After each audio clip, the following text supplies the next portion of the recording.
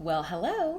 I'm Hilary Johnson, the founder and CEO of Hatch Tribe, and I coach and mentor women entrepreneurs just like you. Now, in part one, if you haven't done it, go back and do it. In part number one of this goal setting series, we talked about setting intention and getting very clear about those things that you want to invite more of into your life, the things that feel energy giving to you, and the things that you want to really let go of, the things that you want to do less of, experience less of, and effectively put the brakes on. So gas pedal, brake pedal. Now, today, in part two, we're going to take this goal setting process a little bit further. And if you'll remember, in video number one, I shared with you there's a big mistake that business owners make, and frankly, humans, just even outside of business. We tend to set goals in sort of this arbitrary nature. We start the new year and we're like, these are the things I want to do. And what's often missing from that equation is the why. Why do you want to do it? Why is that meaningful to you, and is it? And in many cases, the reason you don't reach your goals is because you're really unclear on why. And there's no connection in the head and the heart. You've sort of set it arbitrarily. And I'm going to give you a real example of this. That goal may have been something monetary. So if you've ever done that, you've set a goal that's been like, I want to make insert dollar amount here. I want to make $100,000. I want to make $500,000 this year. And that feels exciting as a goal.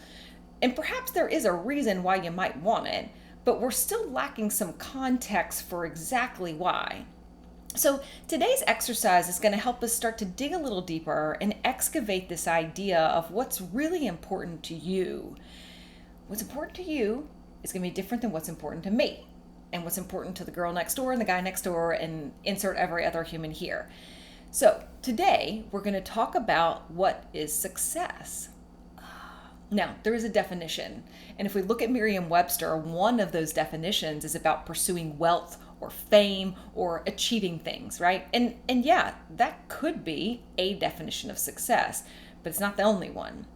So what I'm going to ask you to do today is define for yourself, what does success mean to you?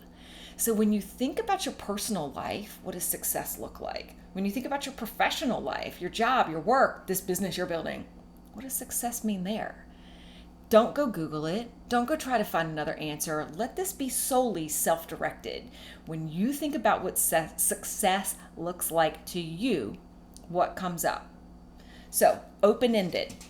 Now, this is in the workbook. If you haven't gotten it yet, this is what it looks like. You can download the entire thing. And again, if you didn't do part one, I want you to do that first. Take your time. And with this exercise, take your time. I will also encourage you, let this sit after you write it and walk away. Often answers come in the space in between. So you may note after a day or two of sitting on this, your mind starts to churn on this activity, and you may say, you know what, actually, success means this. So give yourself time, give yourself permission. There is no rush. Even just because it's like right at the beginning of the new year, you may be feeling that unspoken pressure to hurry up and set goals. Do not fall into that trap. Goals can be set anytime. You can start working on goals anytime. So take your time, work through it step by step, and I'll see you in our next video where we're going to unfold the next piece. All right, talk to you soon. Cheers.